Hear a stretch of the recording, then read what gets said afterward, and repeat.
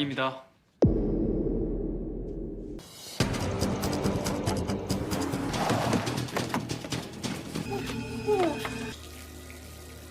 보물섬 7화 차강천의 건강이 갑자기 악화된다. 유언장의 내용이 모든 음모를 뒤흔든다. 서동주의 캐릭터 묘사를 살펴보면 이전에 보지 못했던 다른 측면을 발견할 수 있습니다. 서동주는 자신의 목표를 이루기 위한 수단에는 관심이 없는 인물로 대신 대산을 완전히 장악하려는 강한 욕망을 가지고 있다. 노령의 차강삼이 회사를 운영하지 못하면 대사는 황무지가 될 것이고 그는 누구보다 이러한 내부 상황을 잘 알고 있다. 그는 이런 수법으로 대산의 그룹을 시간이 지나면서 인수할 의도가 있었던 것으로 보인다. 앞서 언급한 시나리오를 기반으로 볼 때 동주는 기억이 사라지기 전에 실제 자신인 성현과 다른 계획을 실행하고 있었을 가능성이 있습니다. 구체적으로 손녀를 활용하려는 그의 계략은 은내를 만나면서 실패로 돌아갔지만 은내를 제외한 모든 상황에서 서동주가 아닌 이상적인 성현이 되려고 시도했다는 것을 유추할 수 있다.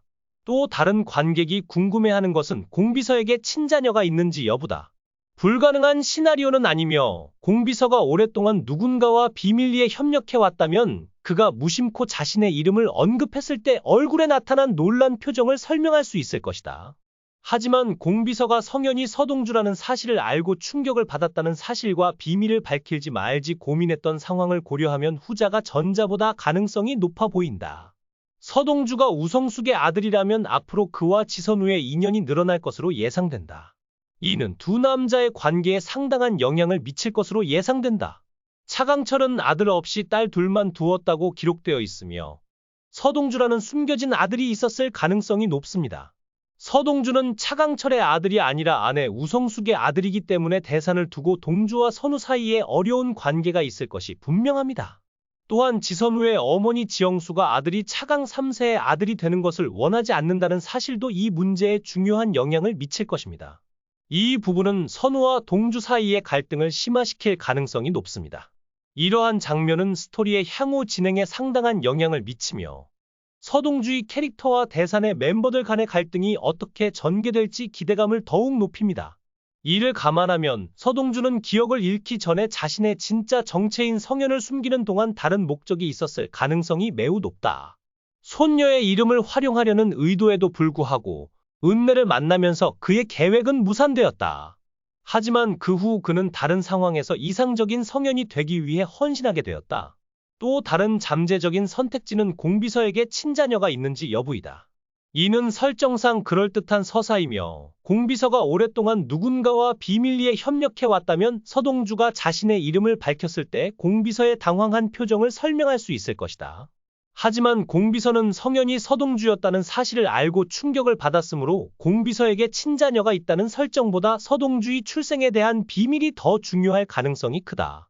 서동주가 우성숙의 아들이라는 시나리오가 맞다면 이는 서와 지의 유대감에 상당한 영향을 미칠 것이다. 차강철은 딸 둘만 두고 아들은 없다고 기록되어 있지만 실제로 숨겨진 아들이 있고 이 아들이 서동주일 가능성이 크다.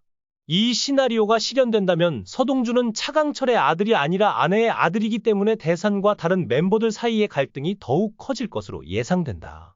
구체적으로 서동주와 지선우 사이에 주목할 만한 갈등이 발생하는데 후자는 전자의 자리를 차지하려 한다. 또한 지선우의 어머니 지영수가 그가 차강 3의 아들로 사는 것을 원하지 않는다는 사실이 큰 중요성을 가질 수 있다. 이 부분은 서동주와 지선우 사이의 갈등을 심화시키고 대산그룹의 권력을 둘러싼 드라마를 높일 것으로 예상된다. 이러한 장소들은 앞으로 이어질 서사에서 중요한 역할을 하게 되며 서동주의 성격과 대산그룹을 둘러싼 인물들 간의 갈등이 어떻게 전개될지에 대한 기대감을 높여줄 것이다. 의도한 시나리오가 맞다면 앞으로 이어질 서사에서 비서의 역할은 더욱 흥미진진해 보인다. 동주를 도울 수도 있고 반대로 그에게 어려움을 더할 수도 있다.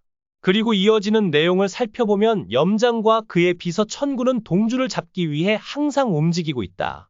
염장은 선의 지시에 따라 여러 명의 큰 부하를 동원하고 동주를 노리기 위해 마치 주사를 사용하기도 한다. 하지만 이 장면은 코믹한 성격을 띠고 있는 듯했고 기억을 잃었더라도 동주가 쉽게 전복될 것 같지는 않다.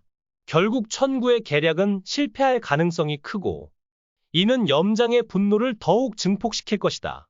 드라마의 분위기 톤이 무겁고 심오하기 때문에 악당들의 행동도 어느 정도 진지함을 가지고 묘사할 필요가 있다. 그래야만 전체적인 균형을 이루고 드라마의 긴장감을 유지할 수 있기 때문이다. 하지만 흐름의 관점에서 지금까지의 싸움을 살펴보면 호도, 염정선, 천구를 제외한 나머지 인물들은 여전히 동주에게 압도당했다. 이 흐름 속에서 균형을 유지하기 위해 동주는 아마도 어떤 고난을 겪고 있을 것이다. 결국 염장과 천구가 동주를 잡는데 성공하는 순간이 있을지도 모른다. 하지만 차 회장, 연암, 배원배, 지선우 등 동주를 돕는 인물들이 늘어나고 있어 이전처럼 오르기 어려운 산은 아닐 것으로 예상된다. 결국 동주는 은나이와 다시 마주하게 된다. 하지만 은나이는 동주의 기억상실에 심하게 반응하는 듯하다. 은나이가 동주에게 휴대전화를 주는 장면이 나오는데 둘은 이 휴대전화로 서로 연락을 주고받았고 기기에 있는 영상과 사진을 살펴보면 동주가 은나이를 사랑했다는 게 드러난다. 하지만 은나이는 현재 사귀고 있는 상태라 동주는 우리 불륜 있었어? 라고 묻는다. 은나이가 바로 네! 라고 대답할 가능성은 낮다. 대신 동주는 은나이와의 전화 통화를 통해 기억을 잃기 전에 자신에게 무슨 일이 있었는지, 어떤 사람인지, 현재 상황이 왜 이런지 알게 된다. 이후 동주는 차 회장, 염장, 허일도 등을 개별적으로 만난다. 동주가 집으로 돌아온 후 가장 큰 목표는 범인을 찾는 것이었다. 이제 남은 과제는 하나뿐이다. 서사는 어느 무리가 나를 죽이려 했을까? 와, 반드시 그 사람을 찾아내 보복하겠다. 는 내용으로 전개될 듯하다. 동주는 결국 기억을 되찾고 이 과정에서 성현의 존재를 알고 있던 공비서를 만난다. 이를 통해 두 사람 사이에 감춰진 정보나 공비서가 성현의 과거를 알고 있었던 정보를 폭로하려는 의도다. 이 부분이 이 작품에서 가장 흥미롭고 중요한 부분이기 때문에 빠른 전개를 통해 이 장면이 어떻게 전개될지 기대가 크다. 더불어 예고편의 마지막 장면은 동주가 잡혀 고문을 당하는 모습이다. 앞서 동주가 허술한 마취 주사로 인해 쉽게 뚱뚱해지지 않을 것이라는 발언이 있었지만 이 장면은 결국 그를 조심스럽고 사소한 잘못을 저지른 사람으로 묘사할 가능성이 높아 보인다. 따라서 동주는 많은 어려움을 겪을 것으로 예상된다. 하지만 이 역설은 실제로 동주에게 기회가 될 수 있다. 염장의 목적은 동훈의 기억을 회복하는 데 도움을 주는 것이지만 동훈이 기억을 되찾으면서도 여전히 기억을 잃었다고 가정한다면 이는 동훈에게 더 많은 것을 숨기고 새로운 전략을 세우는 데 큰 중요할 것이다. 따라서 염장의 전략은 동주의 편견에 직면해 성공할 가능성이 더 높아 보이며 이는 드라마에 대한 기대감을 높일 것이다.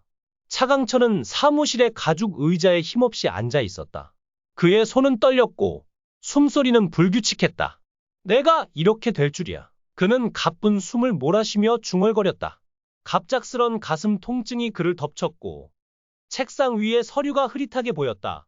부하가 문을 벌컥 열고 들어왔다. 보스, 괜찮으세요? 차강천은 손을 들어 그를 막으며 힘겹게 말했다. 의사를 불러. 그의 눈이 감기며 의식이 흐려졌다. 병원으로 실려간 차강천은 의사로부터 충격적인 진단을 받았다. 심장이 더 이상 버틸 수 없습니다. 시간이 얼마 안 남았어요. 차강천의 얼굴이 굳어졌다. 그는 죽음을 예감했다. 그날 밤 차강천은 병실에서 비밀리에 변호사를 불렀다. 유서를 써야겠어. 그의 목소리는 약했지만 단호했다. 변호사는 떨리는 손으로 펜을 들고 그의 말을 받아 적었다.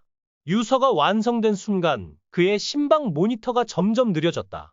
다음 회는 어떻게 될까? 앞으로의 서사에 더 관심이 생기면서 다음 전개를 기대하며 여기서 마무리하겠다. 다음 영상에서 다시 만나요. 감사합니다.